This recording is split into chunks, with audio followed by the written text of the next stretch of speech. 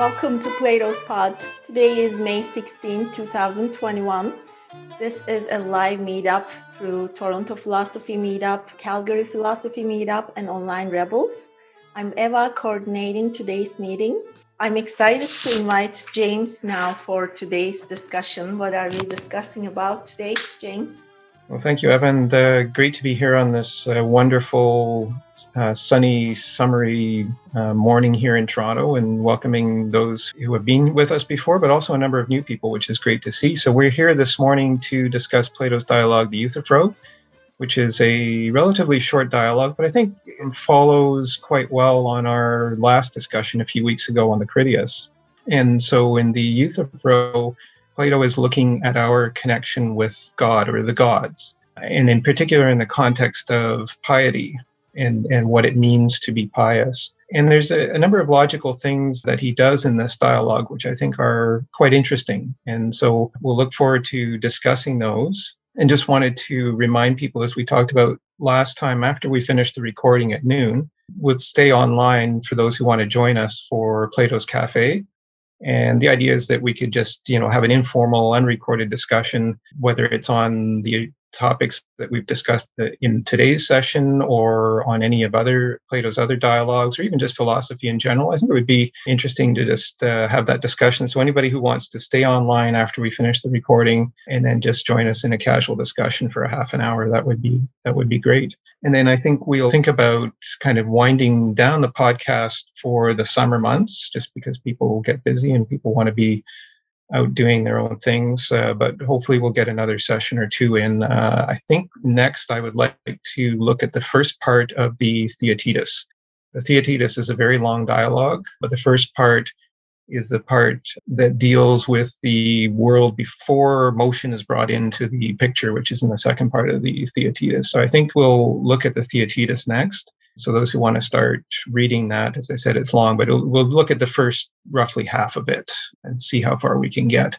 I've got a couple of readings that Eva will share on the screen today, and hopefully we could have a volunteer or two to help read. They're relatively short passages and there's not a lot of words, but it would be great if we could have a volunteer or two read either the part of Socrates or the part of Euthyphro. And just a reminder, if people could use the raise hands function in Zoom when they'd like to speak, that would be great. I'll take people in the order in which they put their hands up and give preference to those who haven't spoken before. And we'll see what points we can make. There's also the chat function on screen, which I'm not able to follow too closely as I'm focusing on the episode itself, but we do record the chat function, and it's something that I always enjoy looking at after the episode is over. Also, a reminder that we are posting these as podcasts on rss.com/podcast/PlatosPod. And it's been a great pleasure actually to re-listen to some of the episodes that we've recorded before. As I was doing this morning, actually just kind of reminded of a number of very interesting points that were brought up in our own dialogue that individually it's hard to think of everything, and so there were some very interesting points that were brought up in our previous dialogues. And I think that's really a key purpose of the dialogue method that Plato employs, is that we learn something from each other in the course of this discussion.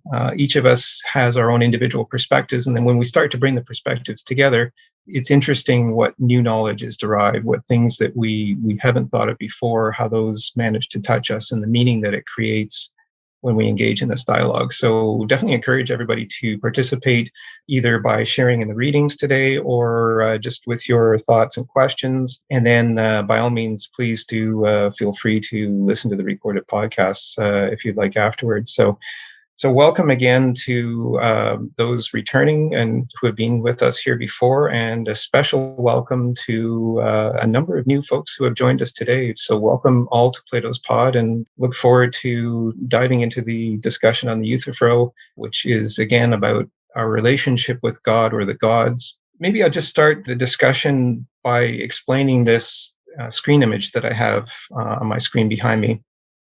And this is a painting of Galileo being subjected to the Inquisition. This was in the early 1600s. I'm sorry, I've forgotten the year. But he was accused of being impious, going against what God said in terms of his views that were expressed that the earth revolved around the sun and not the other way around. So it was widely accepted view for a long time that everything revolved around the earth. And when Galileo, the great scientist, started using telescopes and he saw interesting things like the fact that he could see 4 moons of Jupiter, and he could see that these moons of Jupiter were orbiting Jupiter. They weren't orbiting Earth. And that seemed to contradict this idea that was held for millennia that the Earth was the center of everything and that everything revolved around the Earth.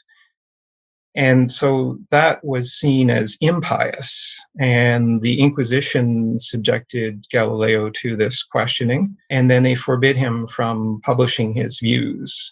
And this was not too long after Giordano Bruno, the very innovative scientist who had some really interesting new ideas, was burned alive at the stake in 1600 for being impious. And so in the Euthyphro, Plato talks about piety, but we have, I think, a problem with the definition of piety, don't we? Is piety always the same definition now as it was yesterday, or as it was 100 years ago, or as it was 500 years ago in Galileo's time?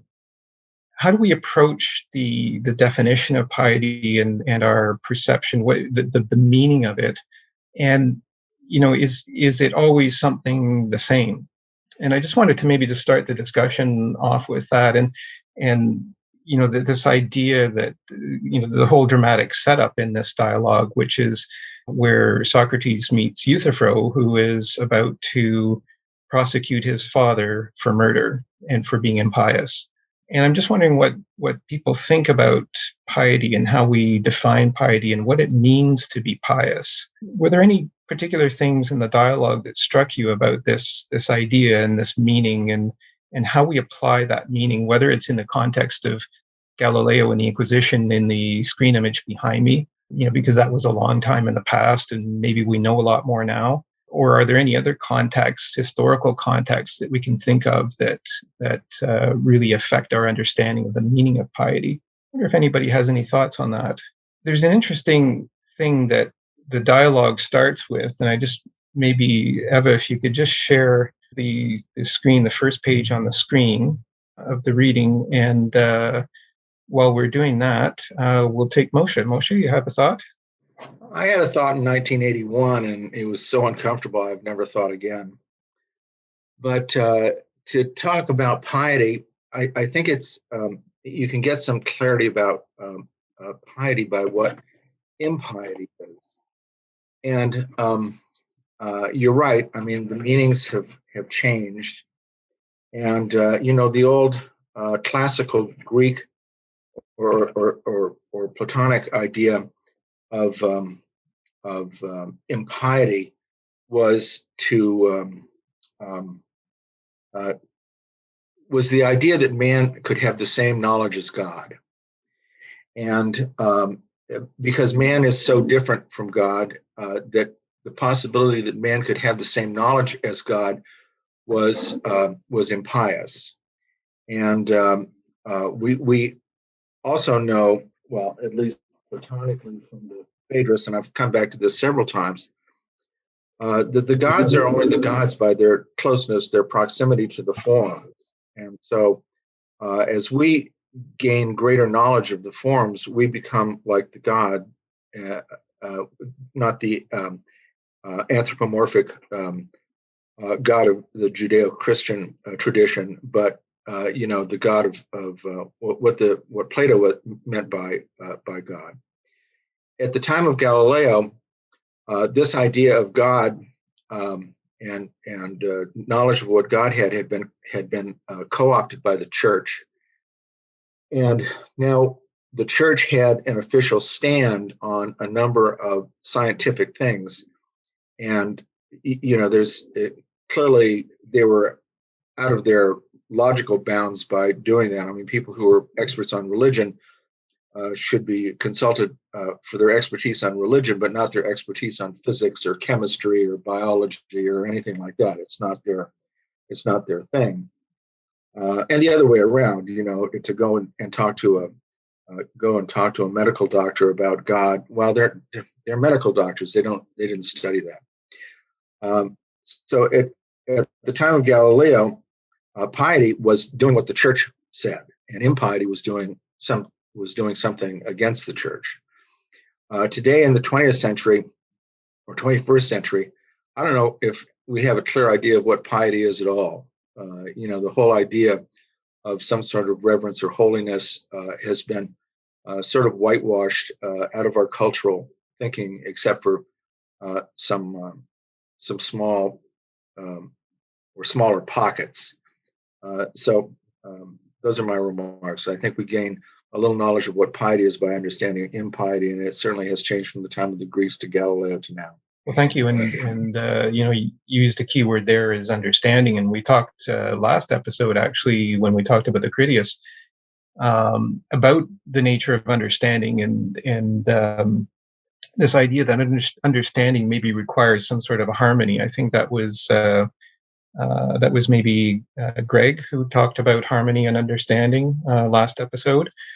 And last episode, indeed, we talked about, there was a great quote here, if I can just find it now on my screen, from the Critias, in terms of, it was a bit of a warning, actually. It's at 107b in Critias, in which it said, he is a successful speaker when he speaks of gods to an audience of mortals. The audience's lack of experience and sheer ignorance concerning a subject they can never know for certain provide the would-be speaker with great eloquence. And so, as you said, Moshe, there's been some change over time in the understanding of the meaning of piety from the time of the Greeks to the time of Galileo to now. And actually, I was very interested when I looked up in the Oxford English Dictionary, my edition from the mid-70s.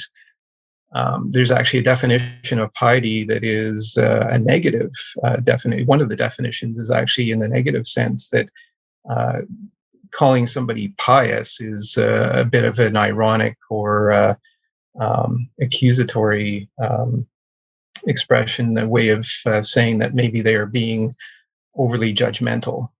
So there's this usage has developed over time as well, this negative usage. JK, what do you think? Welcome. Hello there. Yeah, good morning. It seems that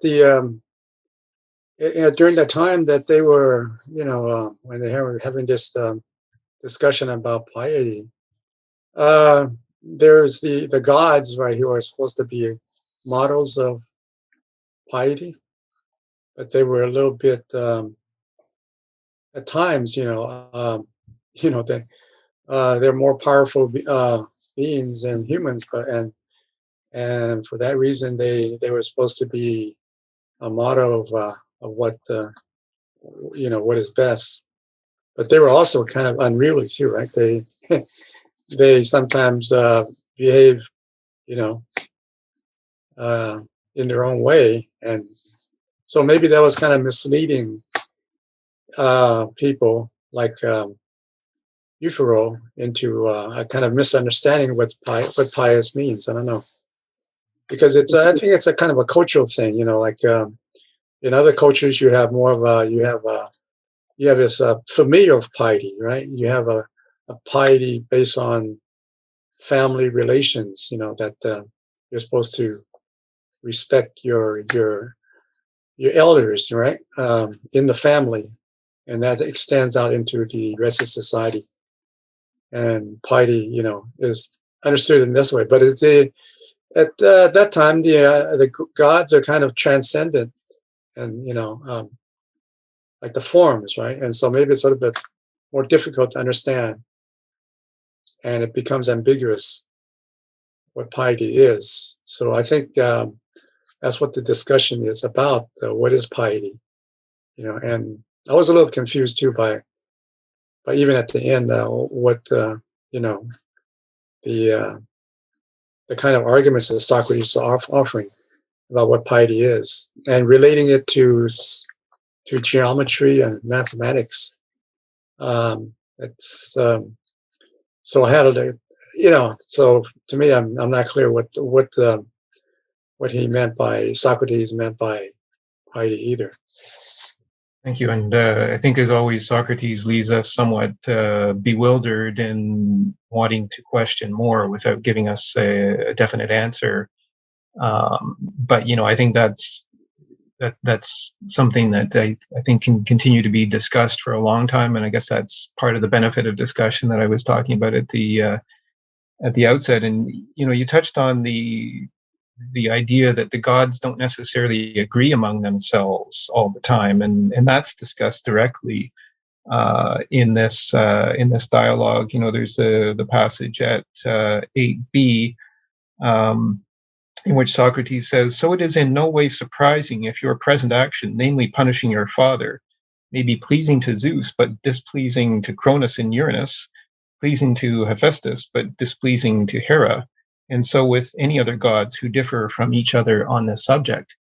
And so at the time of ancient Greece, I mean, we had this idea of these multiple gods, this sort of hierarchy of gods, and the idea that the gods could disagree among themselves.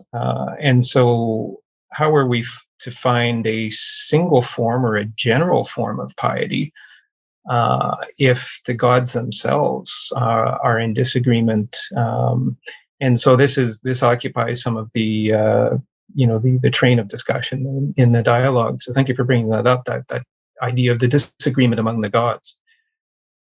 Jane, welcome. What are your thoughts? Good morning, everybody. My thoughts are, well, at least not my thoughts, but based on the dialogue, it seemed that piety and impiety is directly connected to and is, like Socrates said, a part of the justice. So we have justice and injustice, as well as he links it to the terms of evil and good. Regarding the disagreement among the gods, it's actually kind of interesting because in this dialogue, Socrates indirectly implies that the gods may not themselves understand what is just and what is unjust, and what is evil and what is good, and therefore this always causes conflict among the gods as well. I guess this is one of the dialogues that illustrates what Socrates got into trouble for in the first place too. And it's interesting that I think this sort of dichotomy of justice, injustice, evil, and good is present throughout all the ages. And I guess the reason why impiety and piety are not popular terms in our modern society is because the words justice, injustice, evil, and good, we have a lot of people who feel very differently about each of those terms. So if you ask one person what is justice and what is injustice, you may get very different answers. There's a sort of, I guess, a polarization. And it feels like in modern society, those terms can have a very subjective meaning nowadays. And objectivity seems to be getting farther and farther away from us. But that's my personal view. So yes, that's all I wanted to share. Thank you. Thank you. And you use the word subjective and objective, and I think that's actually very key to what Plato is trying to do in that little argument, that little train of logic that leads up to 11a. And that's something that I definitely want to touch on, is paragraph 11a and the train of logic that led to that, and this constant shift between subject and object. So the subject is that which is affected by something, and the object receives the action of something. And when they talk about, when Socrates and Euthyphro talk about whether pious is being loved by the gods, or whether being loved by the gods makes you pious, that's a bit of the account of the reasons why we might consider somebody pious. And it was last episode, actually, when we talked about the Critias, that Eric, who was here at the time, reminded us of Plato's dialogue, the Meno, in which Plato, through Socrates, said that all knowledge is recollection. And then right at the end of the Meno, Socrates then further adds, and recollection is the account of the reasons why. And so what are the reasons why somebody might be considered pious? And I think that's a very important part about understanding the sequence of logic that makes us think that something is pious or not pious. Again, in the screen image, the idea that thinking that the Earth was not the center of all revolution in the universe was somehow thought to be impious. And how does that reasoning come to be? And then how does that reasoning change? So here we are, some 500 years after Galileo, and our reasons have changed. We would not consider somebody who holds that view to be impious, because we know now that the widely held view that the Earth was the center of everything was wrong. And yet somehow it was considered impious at that time. Greg, welcome. What are your thoughts? Yeah. As I was reading this thing, and then in reflection of what the people just said about the piety, and I think at the end of the day, it really is piety is a reflection of the morality of the society at the time, and throughout the history and through the culture, they change depending on the time and depends on the society. So at the Greek time, everything was modeled around gods. Gods were considered as a reality, not just imagined. Therefore, the Greek live around their life around the gods, what the gods think, what the gods say, and they invent it, and they don't separate what's invented and what's real. And so I'm looking at the thing, and what strikes me is that this dialogue is considered to be one of the early dialogue of Plato. And I look at that, see that it seems that Plato has thought long and hard, and in this early time, he pointed out that there's a contradiction of using God as a standard. So in order to launch his philosophical discussion about the rationality, where he really laid a lot of foundations, that he had to take down the absolute authority of the gods, the system of gods, because that's their standards for everything, including how to reason, how to knowledge, and so on. So I think this may be the beginning of using Socrates, this dialogue to really challenge the view of God being a standard. And by doing so, he brought out a few contradictions there, in terms of the cause effect. What is the cause? What is the effect? Really, which come first? And these are the things that at the time it was not clear. And as bring out, and also the idea of a definition, which later on becomes so important as a form. Here he brings out that you can't really define these things. It's not clear. And so these things is already see the set a stage for his later dialogues. I find it's fascinating and very interesting. Thank you, and I really like the way that you you use those words, the idea of the contradiction of using God as a standard, and this confusion between cause and effect, which really starts at 9D and goes to 11A. And what is the cause of piety and what is the effect of piety? And again, getting back to that subject and object idea that Jane started, I think, talking about, and really understanding what is the cause and what is the effect, and can you use God as a standard? I would just remind, again, as I tend to always do in these episodes after reading the Timaeus, 28a in Timaeus, which makes that distinction between the realm of being, which always is and never becomes, and the realm of becoming, which never is, but is always becoming. Plato elsewhere described the present as a state of coming to be. And so, here we're actors in the present, and we're trying to understand something that's eternally in being, which is maybe the gods. And so maybe that's part of understanding this distinction between who are we and what are the gods. And so if we could maybe agree, I don't know if we agree, but maybe we can agree that the gods are eternal and we are not eternal. We're trying to understand something eternal. Well, in Timaeus 28a, they make the point that to understand the realm that always is and never becomes, this eternal realm of being, which perhaps is the realm that the gods inhabit, you need to use a reasoned account. It actually says reasoned account. And then we get into what Eric reminded us last episode, which is this idea of knowledge as recollection and the account of the reasons why. So, Greg, you just reminded us, this in forming the account of the reasons why, we need to know what the cause is, and we need to know what the effect is.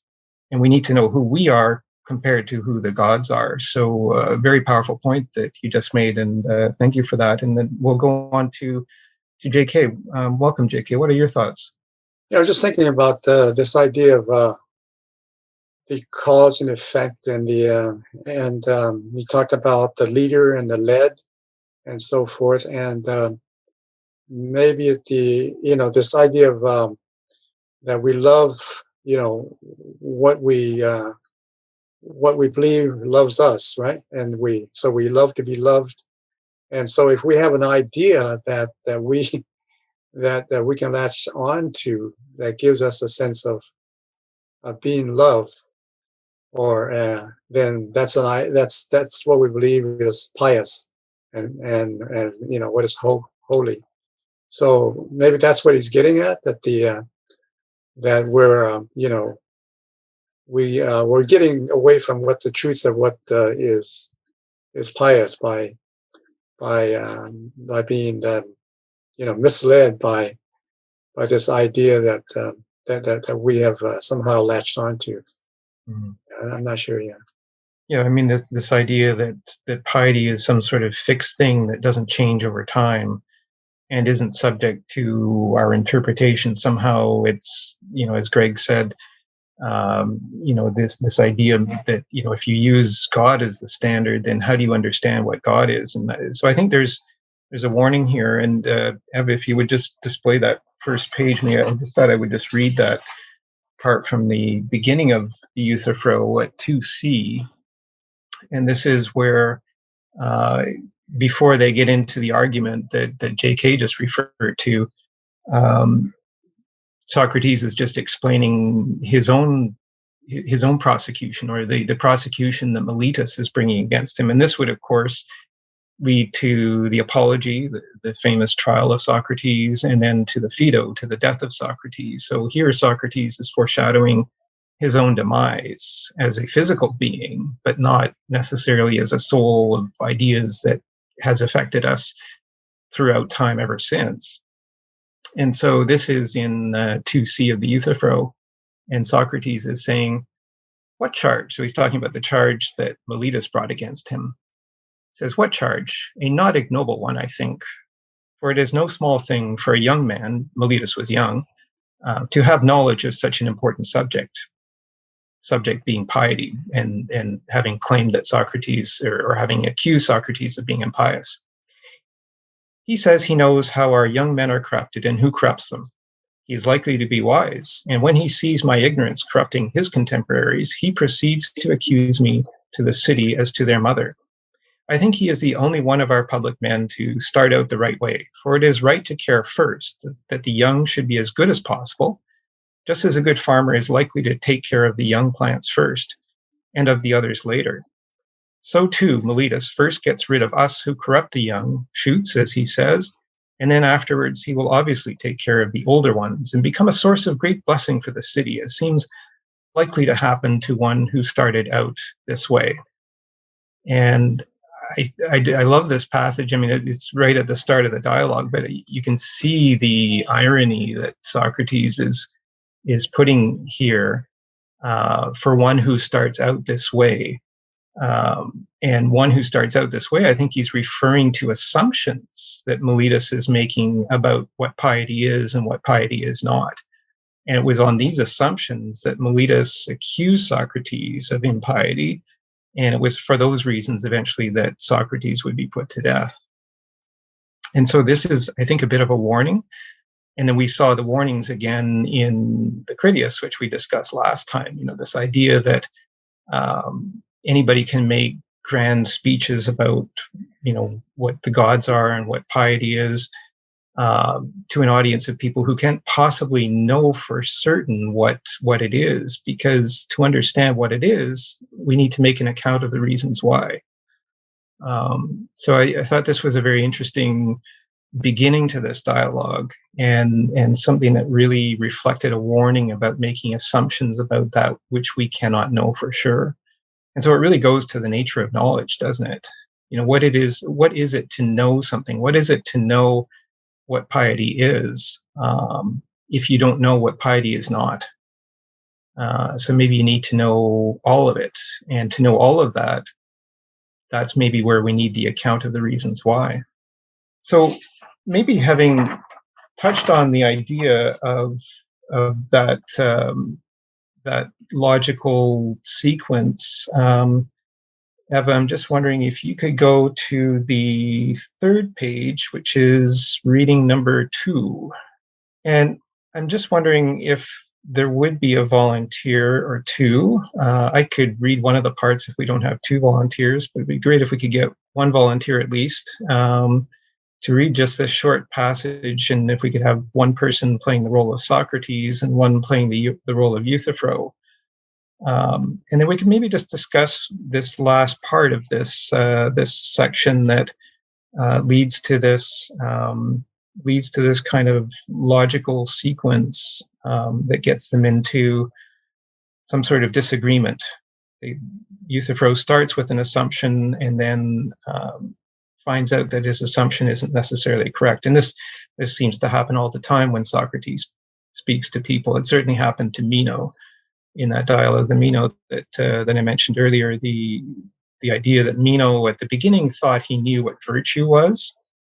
And Socrates says, okay, well, what's virtue? And Meno starts giving examples of what virtue is. And Socrates says, well, I didn't ask for examples. I asked for the general form of virtue. And so we've been mentioned the word forms here. There's this idea of the general form being the idea itself of virtue, or in this case, in this dialogue, of piety. Is there some general form to which all particular examples of piety are rooted? So could I ask for if there's anybody interested in volunteering for either role of Socrates or Euthyphro? I got dibs on Socrates. All right, Joel is Socrates. And why didn't I be Euthyphro? Or Jane? Jane, would you like to take one of the roles? Yes, I could go ahead. All right, Joel and Jane. Joel is Socrates and Jane is Euthyphro. Thank you. However, is this the correction we are making in our discussion, that what all the gods hate is impious and what they all love is pious, and that what some gods love and others hate is neither or both? Is that how you now wish us to define piety and impiety? What prevents us from doing so, Socrates? For my part, nothing, Euthyphro, but you look whether on your part this proposal will enable you to teach me mostly easily what you promised. I would certainly say that the pious is what all the gods love, and the opposite, what all the gods hate, is the impious. Then let us again examine whether that is a sound statement, or do we let it pass, if one of us or someone else merely says that something is so, do we accept that it is so, or should we examine what the speaker means? We must examine it, but I certainly think that this is now a fine statement. We shall soon know better whether it is. Consider this. Is the pious being loved by the gods because it is pious, or is it pious because it is being loved by the gods? Well, thank you both for that. That's great. And I think it's really good to hear the words out loud and to really understand, to put ourselves in that setting, and to put ourselves in this discussion that Socrates and Euthyphro are having. And so a little bit of the background of this section is that, Socrates has said, well, if you know, Euthyphro, what piety is, then maybe you can be my teacher. And then maybe when I'm standing up in that trial for that Meletus is accusing me of impiety, I could blame you, my teacher, for teaching me to be impious. And so then I'm not at fault. I'm not the cause of the impiety. So he was kind of really neat little background to that section of the dialogue. So, what do people think about that the last few lines there? We shall soon know better whether it is. Consider this. Is the pious being loved by the gods because it is pious, or is it pious because it is being loved by the gods? So what is the cause and what is the effect here? And then how does Socrates build out that argument in terms of cause and effect in really trying to understand the account of the reasons why? Why is it that something is pious and something is not pious? So we start with the idea that pious, that because somebody is pious, it is therefore loved by the gods, or because it is loved by the gods, it is therefore pious. So the question is, where is the because and where is the therefore? And where do the gods fit into the picture? And are the gods eternal? Is it this problem that Greg mentioned of using God as a standard? Joel, what are your thoughts? Just very quickly. So the very last sentence is it essentially is the Euthyphro dilemma. Just clarifying that's it's just my quick question.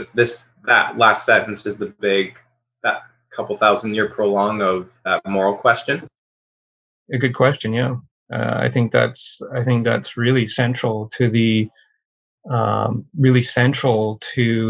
whole dilemma of understanding what piety is. So how does the argument unfold from that point? Socrates gives a number of examples. He talks about things being carried, and therefore they are carried things. He talks about things being led, and therefore they are thing. He talks about things being led, and therefore they are led things.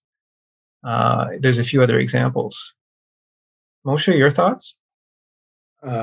Well, I thought the thing about carried and being carried and being led was so opaque. I mean, I couldn't make any sense out of it at all. But I want to go back to the reading. I just want to, from a logical point of view, I want to set up where the argument is going to fall apart. Euthyphro says, "I would certainly say that the pious is what all the gods love, and the opposite, what all the gods hate, is impious."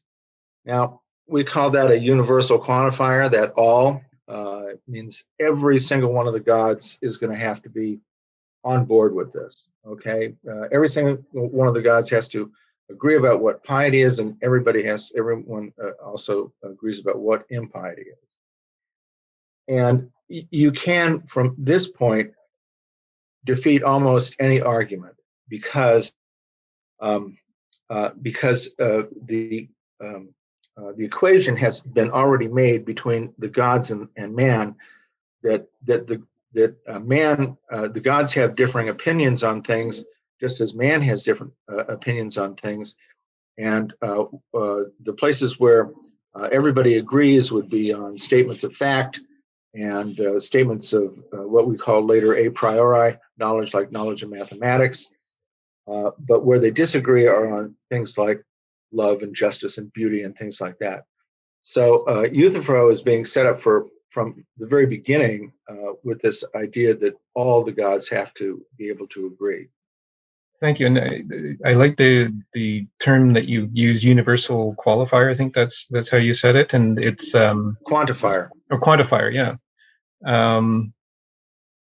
And I like that. I mean, I think that's very helpful to understand, is that there is this appeal to what is assumed to be a universal, but is not necessarily known to be a universal. And how do we approach that, especially when there is sometimes disagreement among the universal beings? So the gods are not necessarily always in agreement with themselves. And so, originally Socrates says, well, what happens if you follow one god, but another god disagrees with that god? And so then they start boiling it down and say, well, okay, we have to throw away those areas where the gods disagree. and we have to take only the areas where the gods agree. But how do we know what the gods agree on, right? So there's assumptions being made here, and this idea of the universal quantifiers, which really kind of shut down the argument, maybe, or they're trying to use it to shut down. Euthyphro is trying to use it to shut down the argument. Greg, what do you think about that? Yeah, I think that's a very distinct point here. All the gods. He just point out something very fundamental regarding particular and the universal. But my feeling here is that Plato doesn't seem to really want to say, not so much interested really to know exactly what piety is. He is using piety as a point of argument to really establish the form as an independent thing from the gods. And he go around and around about a lead and led, and also he will elaborate later on. Is it love? Is it care? Is it dear? Is it service? To see that, okay, if it's not a love, there must be care. If it's not care, it must be dear. If it's not dear, it must be service. Go around as if to take all the possible reason that God may be in control, or maybe the reference for all these things. But he really exposed them, but he didn't really address them. In a sense that it's dialogue, it seems to me, is more sort of expose all the flaws that are by reference to gods as a standards for everything. That's the one hand, but also expose in a subtle way all the different type of logical reason later on become important and discussed in different separate dialogues, for example, definition and the cause effect, but also category. Like there's a few points that Plato laid out as what is bigger, what is small. This is very fundamental, I think, in terms of try to understand that later on. I think these things will be the foundation for Aristotle, for his logic. Category and definition are very, very important. Can I jump in here? Yes, indeed, Eva. So I am wondering, how much are we messed up with the idea of religion that we were born with? How would this discussion would happen if there was only one religion, or if there was only one belief connection way, and which was not even called religion? So how much of our own personal, I will say, historical junk or trauma are we bringing into this discussion? And how much was it in this text that is happening here? So I was just curious about that. Mm-hmm. Yeah, I think what you have said, Evan, what Greg said is, they're important points, and I think they tie together. Eva, you talked about personal perspectives, and certainly each of us is a being that we define ourselves. Nobody defines me unless I let them define me. So it's always in my power to define who and what I am. But when Greg mentioned categories and definitions are important, I think that's the idea of maybe tying together who and what you are and your perspectives with everybody else. And that's an important point in terms of trying to find maybe this one form of piety. It was at it's around 6E and 7A, where Socrates says, "Bear in mind that I did not bid you tell me one or two of the many pious actions, but that form itself that makes all pious actions pious. For you agree that all impious actions are impious, and all pious actions pious through one form. Or don't you remember?" It's right there on that page of it. Yeah. So I'm just reading the bit about Socrates there, the third or fourth section from the bottom. Euthyphro says, "I do." And then Socrates says, Tell me then what this form itself is, so that I may look upon it, and using it as a model, say that any action of yours or another's that is of that kind, is pious, and if it is not, that it is not. Euthyphro says, well then, what is dear to the gods is pious, what is not is impious. So Euthyphro kind of takes this bit of a cop out, where he stops reasoning, and he says, it is what it is. What is dear to the gods is pious, and what is not is impious. So how does he arrive at that conclusion? That's not a reasoned conclusion. That's maybe just one from his own individual perspective, one from maybe his own historical perspective, like you were talking, Eva. Maybe it's lack of ability to put piety and definition into these categories that Greg was talking about. So is there a single form of piety? And as Greg mentioned earlier, is can you use God as the standard for that? So then that gets us back into that logical flow in that section that we read together from 9D to 10A. And so what is the cause and what is the effect? So is the ending question in that section when Socrates says, we shall soon know better whether it is. Consider this, is the pious being loved by the gods because it is pious, or is it pious because it is being loved by the gods? So what's the cause and what's the effect?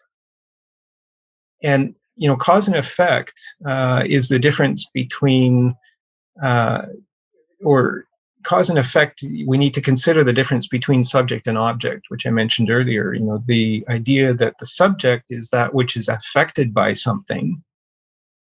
So Socrates then says, well, if you're loved by the gods, are you affected by that love from the gods?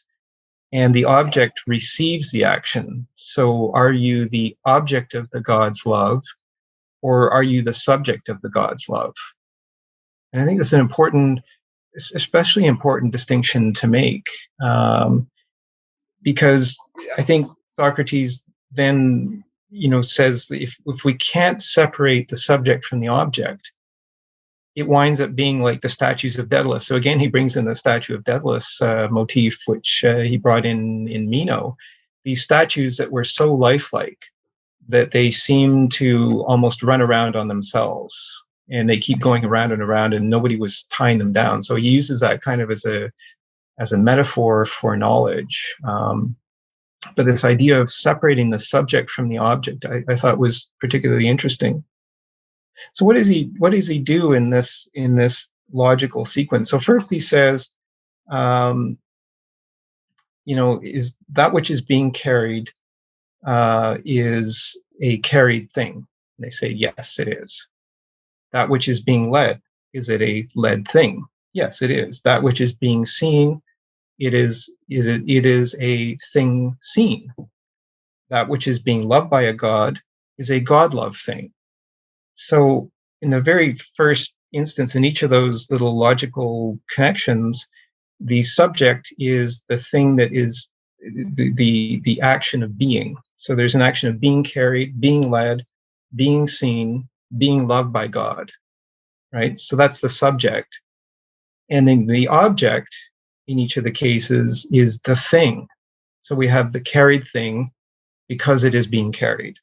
We have the thing led because it is being led. We have the thing seen because it is being seen. And we have the God-loved thing because it is being loved by God. So there's that kind of account of the reasons why that separates the subject from the object. And I thought that was really kind of interesting what Socrates did there. Well, really interesting, and particularly so because of the point of technology that we exist in now, and our search for the ability to effect quantum entanglement. And so those who have been with this series since the beginning will know that one of my pastimes is to follow quantum computing and the developments in quantum computing. And I had the real pleasure yesterday to attend just a wonderfully explained session on quantum computing. It was just so well explained, the whole connection in the developing science of quantum computing. But we have this fundamental problem with quantum computing called the observer effect, which is, as soon as you in physics, as soon as you observe a quantum effect, it changes. So the act of observation actually causes a change. And actually, when we had our dialogue on the Carmodies about a month or two ago, I think it was Joel at the time who said that as soon as he thinks about himself, his definition of self changes. Like the very act of thinking about yourself changes yourself. And so, we have this question about what is the subject and the object. And I think it is of particular relevance, to us in this particular technological point of development that we're at. And what do we use as a standard, to go back to the question that Greg asked about, in this case of Euthyphro, using God as a standard to judge, or do we use something else as a standard? How do we fit our own perspectives into it? The question that Eva asked, our own perspectives in life. And so what do you think about that sequence of logic that leads to the conclusion at where was it? It was the conclusion at 11a, where Socrates says, "But if the God loved and the pious were the same, my dear Euthyphro, then if the pious was being loved because it is pious, the God loved would also be being loved because it was God loved. And if the God loved was God loved because it was being loved by the gods, then the pious would also be pious because it was being loved by the gods." So he set up a bit of a feedback loop there, maybe. So we have Kevin with your hand up. Kevin, welcome to Plato's Pod, and what are your thoughts? Thank you, James. I listen carefully, loved it. I'm not sure my comment maybe offense or just let me, because you mentioned quantum computing, observe that's cause and effect. Also, recently, another forum we learned Dao De Jing. It's if you heard it, Dao is the way can be told. It's not the Dao. The name can be said, can be spoken. It's not the name. So that's kind of, similar kind of cause effect. Objective or subjective, obviously similar. That's one observation for me. We think the Eastern philosophy or logic is different than Western. From that, it put like a traditional, good or bad. Actually, for me, fundamentally, pursue the theme, the method could be if you use abstract or it's fundamentally similar to. I don't want to waste your time and explain more because off topic. Thank you, and appreciate your perspective on that, and particularly, this idea that, Eastern philosophy and Western philosophy, that there are differences, but maybe there's also similarities, and, maybe it's a question of finding similarities that will lead us to some new knowledge and to some particular recollection of a general form of something. I think it's, to go back to what Eva said about each having different perspectives and different histories. It actually reminds me of something that when I was listening to episode number 5 on the Phaedrus, something that Jane said is that, that we can only know fragments of reality because we're only, each of us has a limited lifespan. We can't know everything in our limited lifespan, but we can see, fragments of reality. And maybe it's this idea of getting together that will lead us to put these fragments together to then start to see this grand picture. JK, what are your thoughts on that? Yeah, I was, thinking about these, cause and effect and the different ways of one affects the other, subject, object, and so forth. So I'm thinking maybe it's, piety is a kind of a relational, form that that also changes. Like you can't take the becoming out of being, or the being out of becoming. They kind of go together, and it changes with time. And so, what was at one time impious, will be, pious at another time, with new knowledge and new ways of thinking. So, just like you said, at the quantum level, the observer affects what is there, right? And you can't get away from that. We can't get away from our subjectivity and view something purely objective. It's always a relational process, and so maybe that's what the form of the pious is. It's continually changing with with the circumstances. Great. I really like the words, the way you put that. Piety is a relational form and can't take the being out of becoming and can't take the becoming out of being. It reminds me too of this, again, it reminds me of Timaeus 28a, as I think many things seem to do these days.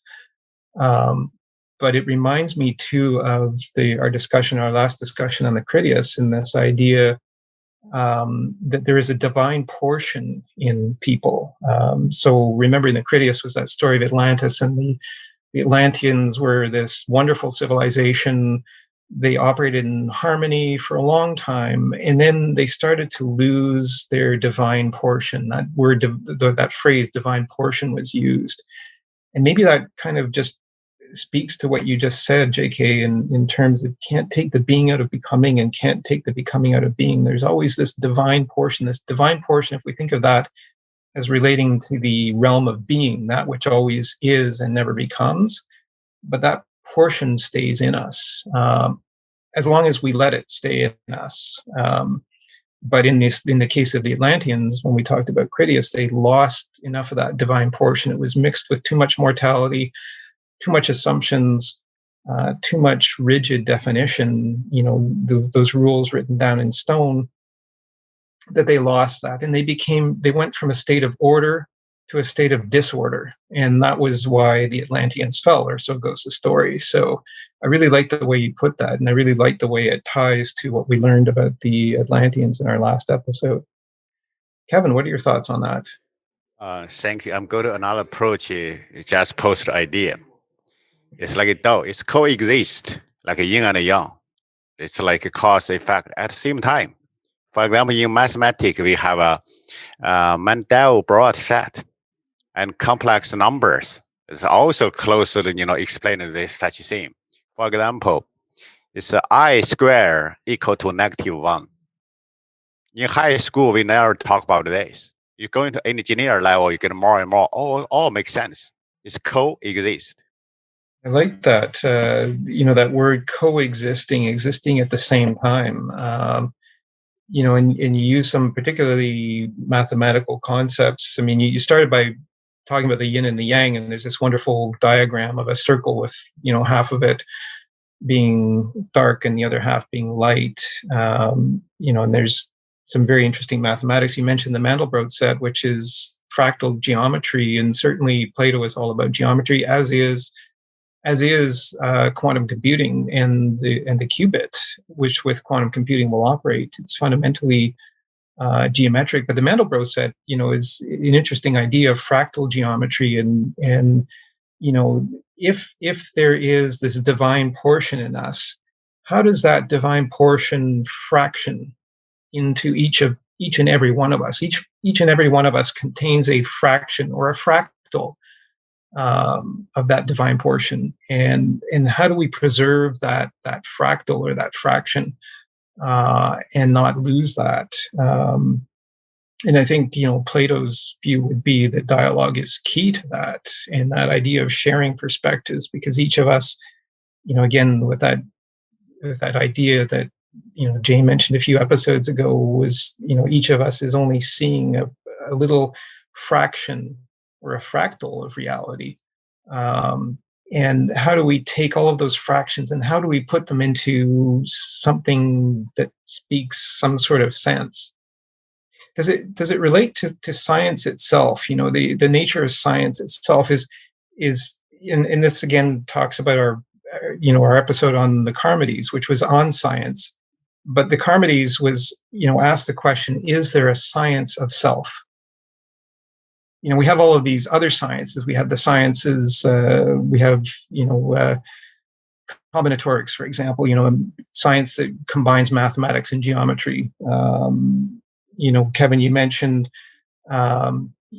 complex numbers, the value I, which is called the imaginary number. It was really, brought together by Gauss and his student Riemann. And Gauss actually liked the term, I understand he preferred the term lateral. So each number is on what's called the real line, which is infinitely dense, but then can expand laterally. I really like that term lateral instead of imaginary, because there's really nothing imaginary about it. We know that it's real in a sense. Like, it has an effect. But the word imaginary is now used, but Gauss used the term lateral. So, how do we take this general idea of number, which is infinitely dense, from the real line in the complex plane, and how do we expand it laterally?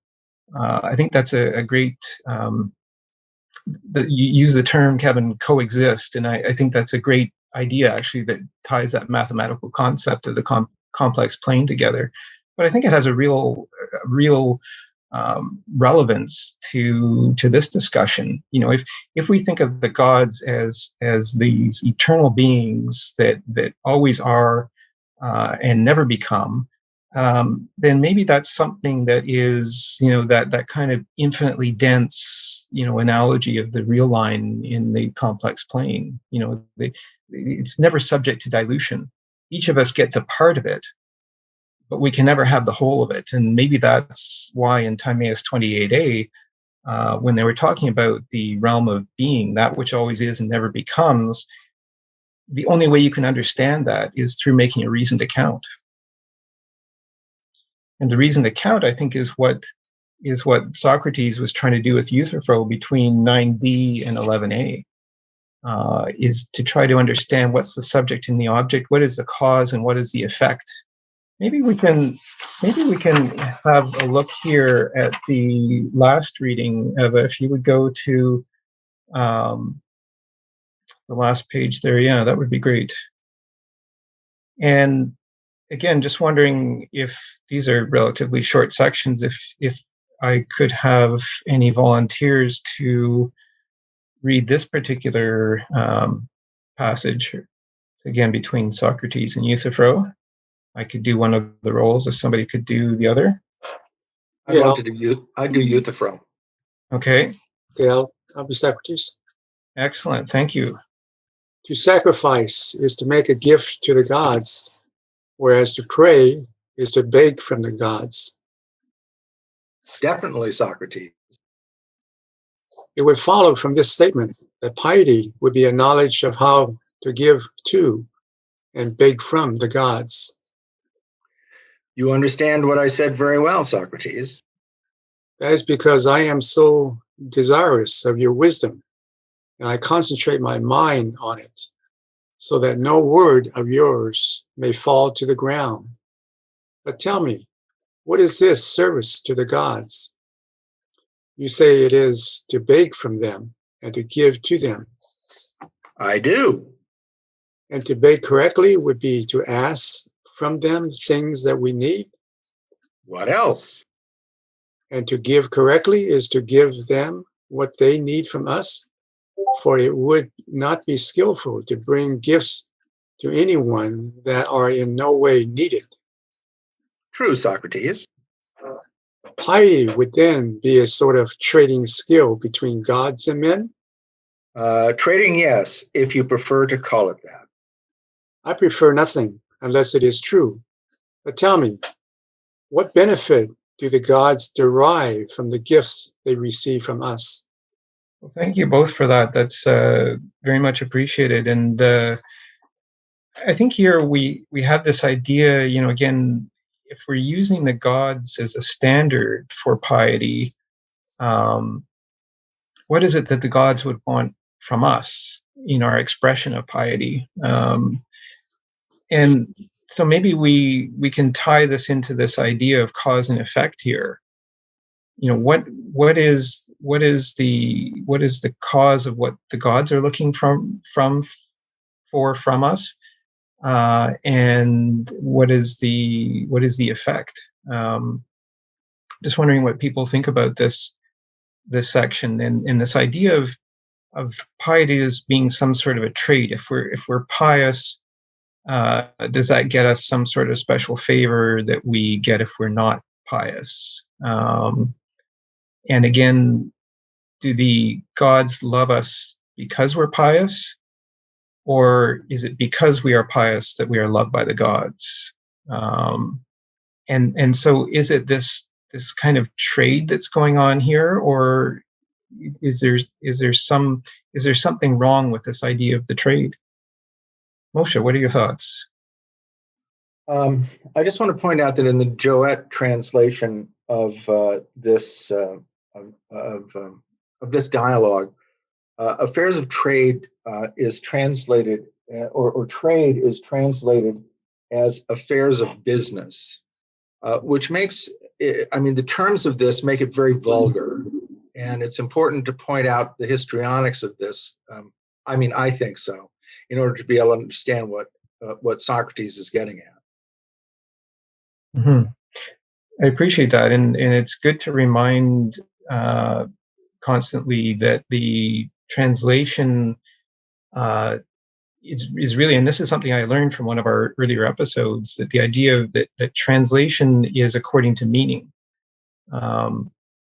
and so each translator discerns a different meaning, and so the translation that you just referred to, Moshe, is the idea of meaning, the idea that trading is a business. And I think you used the word vulgar. Is it this kind of purely functional transaction that we have with the gods in our relationship with the gods, that we enter into this functional transaction that we get and we give? Is it that really is that what piety, and is that what life is about in terms of our relation with the gods? Is it a business transaction? Is there equal value being exchanged here? Really the question at the end is, what do the gods get from us? The gods have everything, don't they? They're the eternal beings. What could they possibly get from us that would be of value to them? And why would they need it? Yeah. Are we ascribing some sort of human characteristics to the gods? That they're needy beings, that they need something? Would a god actually need something? It's purely anthropomorphic. Yeah. Anthropomorphic, interesting idea. We put our own perspectives on the gods, right? And again, maybe that warning that was put in Critias at 107, this warning about speaking of things that we can't possibly know. You have Jane with your hand up. Jane, what are your thoughts on this? I just wanted to make, I guess, a small note about the gods, because I'm trying to evaluate this based on other dialogues that I've read, and from what Socrates said in multiple different dialogues, I would say that he does not view the gods as being eternal beings, and he seems to be indirectly questioning them all the time. From other dialogues, it would seem that Socrates would relate any existing thing with a physical body to be something that is unable to reach the realm of eternal, the realm of what is, because I don't remember which dialogue this was in, but he specifically mentions that one of the reasons that he does not fear death is because to him death is a kind of way of freeing himself from his body and finally reaching that world of the eternal. So to me, it would seem that Socrates views gods as something that has something mortal to it, and therefore does not understand about these forms in full. And again, that the argument that the gods always quarrel among themselves also sort of suggests this idea that they are not in fact internal beings. And so just like humans, perhaps they are able, again, within the universe of Socrates, these gods are able to see fragments of what is eternal, but just like humans, but only in maybe a wider spectrum. And so we still remain with the problem of them not having access and humans not having access. And from the logic that I'm getting, that Socrates implies, is that a human, when he is alive and living in this world, will never be able to get the full understanding of the eternal idea. And all that you're left with is this sort of wise unknowing of everything, and this openness to realizing how little you know about those eternal ideas that hold some kind of objective truth in them. That's it. Thank you. Yeah, I think this idea that you mentioned just at the end of knowing what you don't know, for, again, Socrates was famous for, announcing what the oracle said about him through his friend Chaerephon, who relayed what the oracle said about Socrates was that he was the smartest man alive, for he knew one thing, which is that he knew nothing. And maybe that's particularly relevant and important when we come to appreciating this distinction that Timaeus 28a between that which always is and never becomes, and that which becomes but never is. And so I think that's an important point that you raise. And where we go with that, I think is that's you mentioned Socrates kind of welcoming death as an escape, and I think that was from the Phaedo that you were mentioning there, that kind of this realm of the soul is separate from the physical realm that we exist in. The physical realm is the realm that's limited. Certainly in the physics, we know that action is always action is always matched by reaction in equal and opposite measure. But is the soul actually subject to that? Is there any limitation on the soul? Would you want to construct a universe in which there was a limitation on the soul? Would that be a good thing? And maybe this idea of piety, again, to go back to this screen image that I've got on my screen, this painting of Galileo being subjected to the Inquisition, being condemned by the Inquisition to not being able to publish his views, which they assumed was impious. Maybe that's kind of an artificial restriction on the soul, or an assumed restriction on the soul. But is the soul actually something that can be restricted that way? And maybe that's what you were talking about, Jane, in terms of, I think when you mentioned that idea of the Phaedo, where Socrates is about to go to his death, but looks upon it as an escape, maybe an escape from the physical realm and into the less limited or unlimited realm of the soul. Moshe, your thoughts? Well, on my take on the overall is that the human beings don't really exist, and I don't think piety really exists either. And the reason why I say that is because in the Phaedrus, you have this thing from the Timaeus that you like, and I like that too, but I like this thing from the Phaedrus where the gods are what they are because of their closeness to the forms. And this idea that being which is never becoming and becoming which is never being is a way of saying that the forms never change. They're eternal. They're eternal. They're unchanging, but they are directly knowable. Okay, and they are knowable by the soul, and we know from Plato's account of how human beings, how a soul gets into a human being as opposed to an ant. is because of its proximities to the forms, and the closer as they crawl and they scratch against each other to get that amount of knowledge that means that they will become a human being. And then that is further differentiated into, depending upon the closest that you have to the forms, the soul has to the forms, whether you become a sophist or a warrior or a philosopher or anything like that. Why do I say that piety doesn't exist?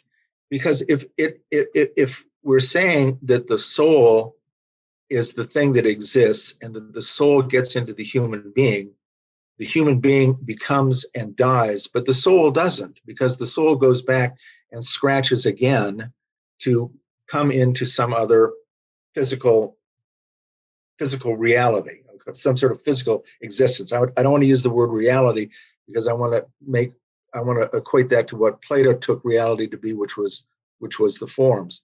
But to come into physical existence, which will eventually, it will cease, because that's what happens when you become. And then, as I said, the soul will go back. But why is there no piety? There is no piety because the soul only gets knowledge by its proximity to the forms, and the gods become gods by their proximity to the forms. And it's not the gods that need piety. It's certainly not the forms that need piety. Piety may be a form, but it's not something that human beings, transactionally or any other way, can get a grasp on. Thank you. You put that very powerfully. I think the idea that the gods are what they are because of their proximity to the forms, and that the forms are knowable by the soul. I think if I paraphrased you correctly there, and I write down these ideas, and that's one that particularly struck me. This idea that the forms are knowable by the soul, and so you talked about Phaedrus, which was, it's just that whole idea of understanding the general form that was so front and center in the themes that we discussed in the Phaedrus. Understanding, getting this proximity to the general form. We're all the time we're subjected to the particulars of existence. So the particulars of piety, or the particulars of virtue, the particulars of this or the particulars of that. There's so many particulars in the course of our lives. The particulars maybe we just think of as examples, kind of what Meno did in the Meno, where he gave examples of virtue, and what Euthyphro is doing in this dialogue by giving examples of piety, but never being able to trace it back or to root it, to use a bit of a mathematical expression, maybe to be able to root it in a general form. And the general form maybe being kind of analogous to the again, what I mentioned earlier, what Kevin made me think of, this idea of the real line in the complex plane. The real line is being infinitely dense and never dissolves, never loses its capacity. It always retains infinite capacity. And so, this idea that the forms are knowable by the soul, I think, is a very important one, as you put it. And how do we attain that knowledge? How do we attain that knowledge of the forms? I think it was clear in the Phaedrus that communication is essential, so that we work with the same, that we compare our ideas, and we find the idea of relativity, or the relational aspects of these ideas. I think that was what, can't remember who said it earlier. Was it JK maybe that said piety is a relational form? How do we relate these forms if by any other means than by discussion and dialogue, like what we're doing here? Is there any other means that we could find these general forms that we're looking for? Maybe to put the question that way, can anybody think of any other means by which, each of us having had a glimpse of truth and beauty and virtue and all of these things, but none of us having a full grasp on it, how can we find these general forms? Is it a question of trading with the gods, or this business transaction with the gods, to say I'm pious either because you love me or because I love you, and somehow we get that greater grasp of this eternal idea, or is it by some other means? Again, I just keep thinking about the account of the reasons why. At the end of Meno, where again, having said that knowledge is recollection, Socrates then further says that recollection is the account of the reasons why. And how do we make that account? And how do we ensure that the account is complete before we go and start to act on what we think is our knowledge? And how do we delineate or distinguish between what we know and what we don't know? Again, to go into this image I have on my screen, at the time, Galileo could see that things weren't as they had been assumed, and that things didn't all orbit the Earth. He saw that there were moons orbiting Jupiter, and so that really turned what was perceived to be knowledge on its head, and he was called impious for it. So how do we delineate? How do we create that definition between what is knowledge and what is not knowledge, and how do we ensure that the account of the reasons why is complete before we go and we accuse people of impiety and cause all sorts of things like the death of Socrates, like the prosecution by Euthyphro of his father? How do we ensure that these actions are just, which really gets us into thinking about the idea of justice and that great dialogue, the Republic, which I'd love to do in season 2 of our podcast. JK, your thoughts? Yeah, it seems like the knowledge and these forms that are accumulative across time, and that the forms are not static, that they are something like Carl Jung's idea of the archetypes. Of the unconscious. They accumulate knowledge, and they change, and they're added on, with the more we progressively learn about ourselves and the world. So I think that would kind of account for why someone like Galileo was was condemned for his scientific knowledge of what is the truth. So I think maybe that's what Socrates was trying to get at. But I think maybe perhaps Plato have a different view, that he wanted to elevate knowledge to the status of mathematics, and mathematical truth does not change. And maybe there's a kind of a tension there between Socrates and Plato. As Plato was writing these Socratic dialogues, he eventually developed his own idea of what truth is. And I wonder if how much that diverged from what Socrates was doing as a kind of a pursuit of truth by rhetoric and by dialogue. So. Well, thank you. And I what you just said about truth and mathematics caused me to change my screen image here to the torus, which is an interesting object. And I put it in the notes for this session because the torus is comprised of 2 circles, and a circle consists of a ratio that's incomplete. It's incommensurable, and that's pi, the circumference over the diameter of the circle, and that ratio goes on forever. So it's not necessarily complete. And so you ask the question: is knowledge like mathematics something that is complete? And I'm wondering if we have things like these incommensurable aspect that affects mathematics and geometry, like pi, as something that is not necessarily complete, but is completely fundamental to the operation of mathematics. So you asked a very good question. I think that's a question that I'd like to hear from the rest of the participants.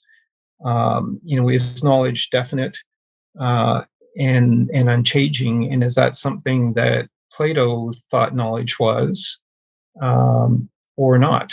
And is there some sort of tension here in that? I like the way you said too that the forms are not static; they accumulate over time. And you use the word archetypes. Archetype is kind of this idea of model, something that can be built upon, but is not static. And I thought that was a very good use of words, and I think really gives cause to reflect on the nature of the forms themselves. We talked in our last episode on the Critias about the nature of time, and whether time is linear, which I think is, a pretty wide assumption now. When we go through our daily lives, we're not thinking of time as being other than something that runs from the past to the future in a straight line. Right? I think that's kind of just maybe a built-in assumption that we operate with, and maybe that's something that our senses bring to us. But I think we made the point when we were discussing the Critias that time could maybe be circular.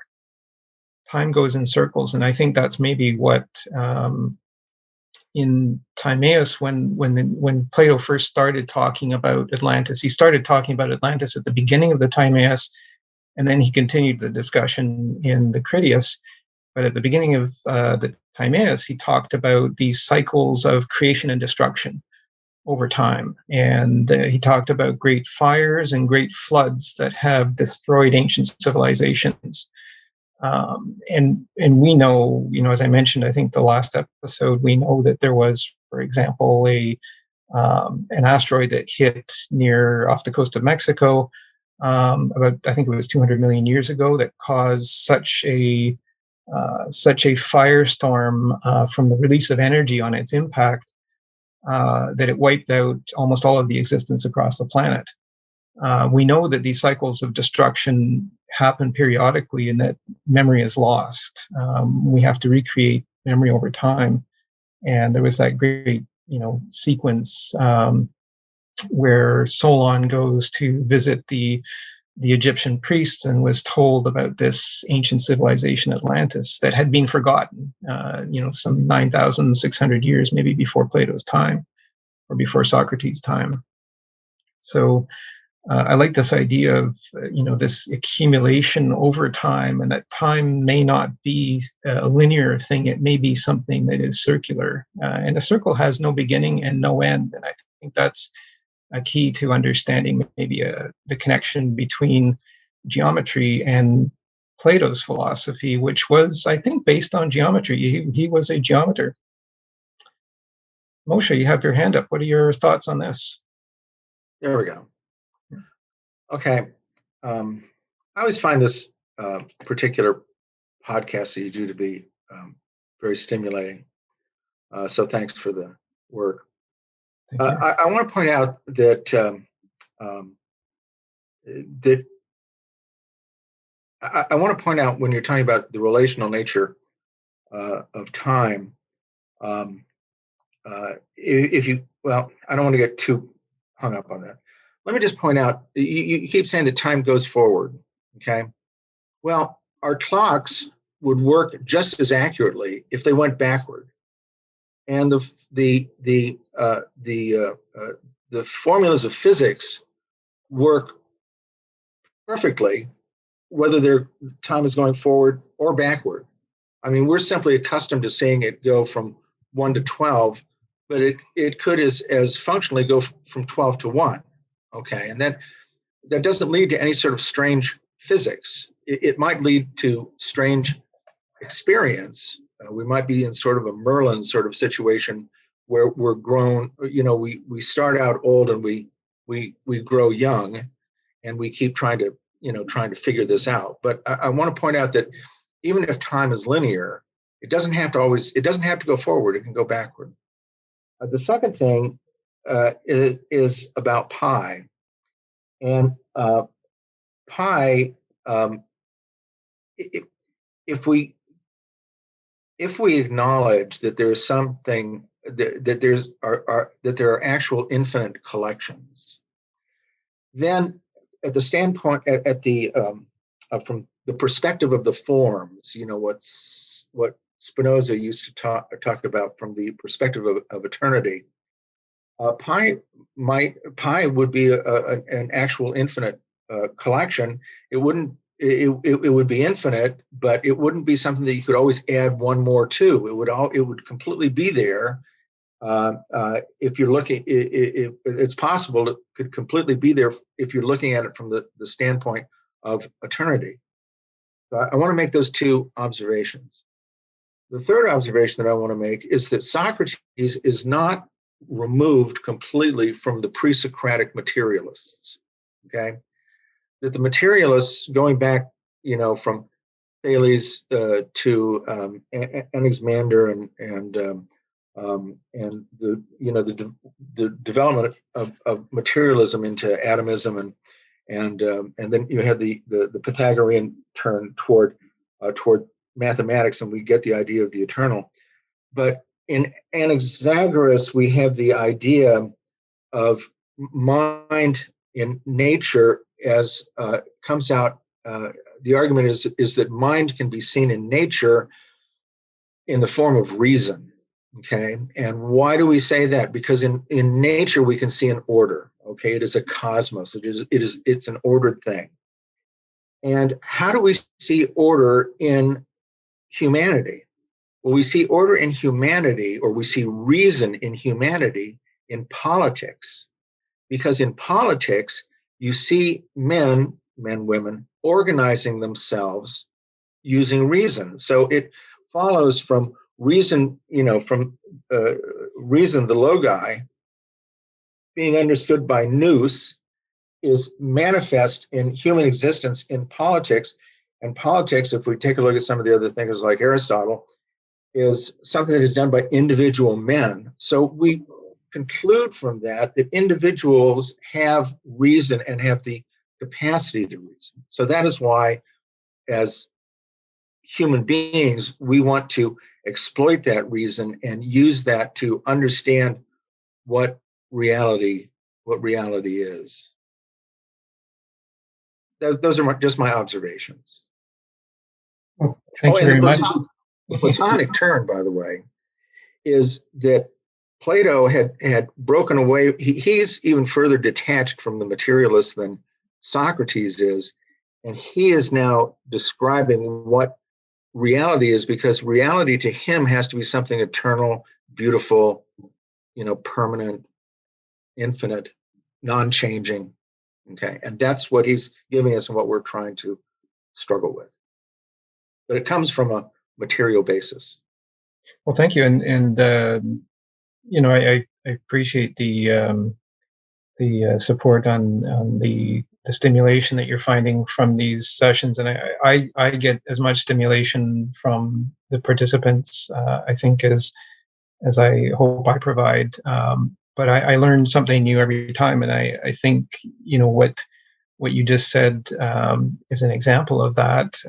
This idea that both time and physics work forward as well as backward. I think that's a key idea, a key connection that we can make, and it goes back to, again, this idea of making connections, which is something that I think Greg mentioned in the last episode about kind of this harmony of knowledge and our making connections, and JK spoke in the last episode about the forms being a model or a lattice for society. And I think where this is all leading to, as you mentioned, is this idea of politics and how we apply reason in our relations to each other. And I think that's where I'd like to go very much in season 2 of this podcast, is the that great work, the Republic. And some have held that Plato was tyrannical and wanted to set up this kind of almost soulless society. society governed by rules, not necessarily by reason. And I'd like to very much explore that. Personally, I'd like to challenge that, but I think we should at least explore that. And I think these dialogues that we're having are going to be very good at equipping us to explore that in season 2 of this podcast. Certainly there's great logic, I think, in the idea that time and physics work both ways, both forward and backwards. As you mentioned, Moshe, I think that's pretty key. Logic, if something's logical, it has to be logical in all instances. At least that's the way I see logic. It can't be logic in one direction and not in the other. So I found that was a very powerful expression. And then this idea that we have to retain the capacity of reason. And then you mentioned Anaxagoras, which I think I mentioned at the beginning too. So I just, again, a shout out here for Peter Adamson's podcast, History of Philosophy Without Any Gaps. And that was I've had some time to spend just reviewing the earlier episodes of that. One of his first few episodes was on Anaxagoras. And this idea that mind is separate from matter. Maybe an idea too that Descartes brought out much later, but this idea that maintaining this separation allows mind to observe matter. So the question of what is the observer and what is the observed? And then we get back into this idea of subject and object again that we've been talking about earlier in this episode. So we've got one qualification, if I can. Yeah. The Cartesian doubt, 1500 or so years later, is separate. The Greeks did not have that particular point of view. To the Greeks, the human being was as much a part of nature, and mind was as mind was. Mind was a part of nature, and the human being was a part of nature. And we didn't get to this radical separation of mind and body, or soul and nature, until hundreds of years later. And there's a big question of whether or not Descartes was right. I mean, he certainly overreached in a lot of places, but whether that's radical skepticism is even supportable, that's really an open question, at least to me. Absolutely, and I think that's a good point to make. I was thinking more about this kind of dualism of mind and matter. The initial basis, I think, of Descartes' thought, but that also tied, I think, somewhat to Anaxagoras. So definitely a good point. So we've got about 15 minutes left in our recording. And so I see Greg and JK with your hands up, so we'll take Greg. So I just like to kind of continue what Marsha was pointing out about the materialistic kind of a tradition of what Socrates and Plato was on this reasoning. I think the very word itself, reason, came from logos. Logos was originally not really meant for reason, but just a word order. So I think that, but what I want to say is that here they choose the subject of piety and in connection with God. And if it's not God, then what can we be a standard? So it didn't say specifically, but I think it implies that at the end of the day, it's our reason. At the time, it might not be very clear, the reason, but the elements are there because they want to undo this facade. I mean, the bigger standard of the gods for everything. But if you undo it, what can we base? So I think it allude to the reason, and the reason, the reasonability.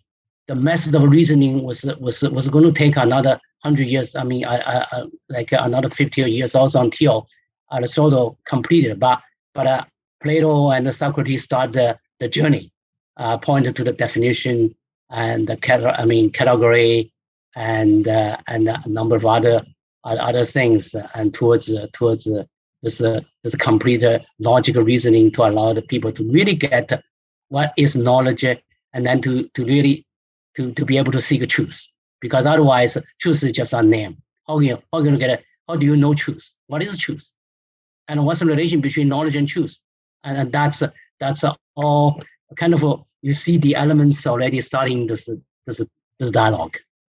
Definitely, I like the way that you called this a journey, and certainly I think we're on a very interesting journey here. And the journey is something that I think is best experienced together rather than alone. I think together there's a ability to create a lot more reason than there is individually. I think as we find, certainly with Euthyphro initially making assumptions and then changing his mind because the assumptions are challenged, which wouldn't have happened if he had not been challenged. And so I think it's maybe Socrates' role in these dramas that Plato is bringing to us to challenge and to kind of extend our journey into paths that we hadn't seen at the beginning, because we're not able to see all of those paths individually. We're only able to see certain things. So I think that journey is broadened for all of us.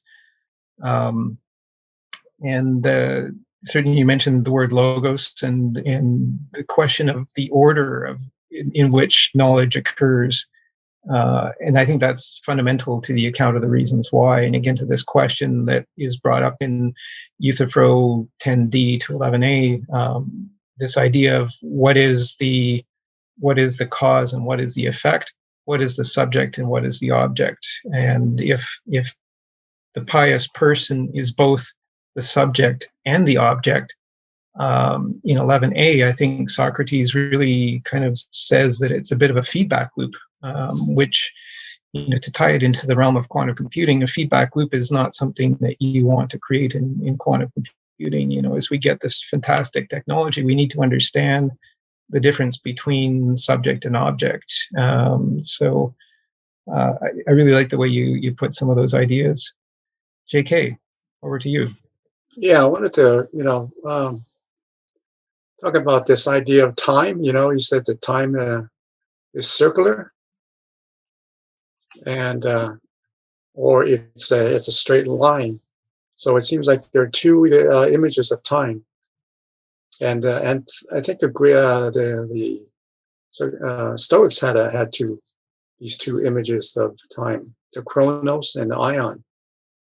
And so there's Nietzsche's eternal return. That's another image of time that it looks like it sounds like circular.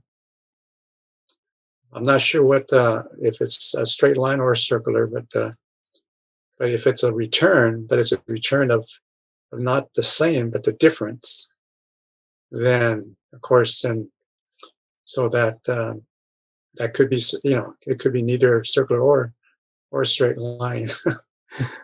But yeah, so if you look at it mathematically, would time be circular then, in terms of how Plato sees it? It's a good question, and I'm wondering what others think. I mean, it's earlier Kevin mentioned yin and yang, which has a particular geometric representation contained within a circle.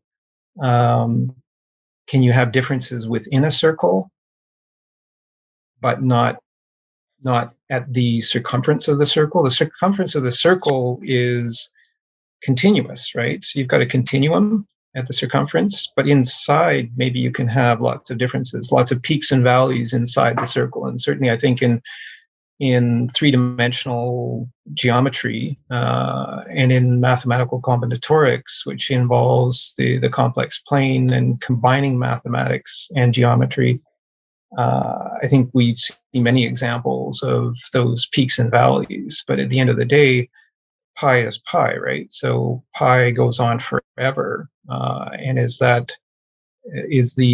2 pi is the circumference of a circle.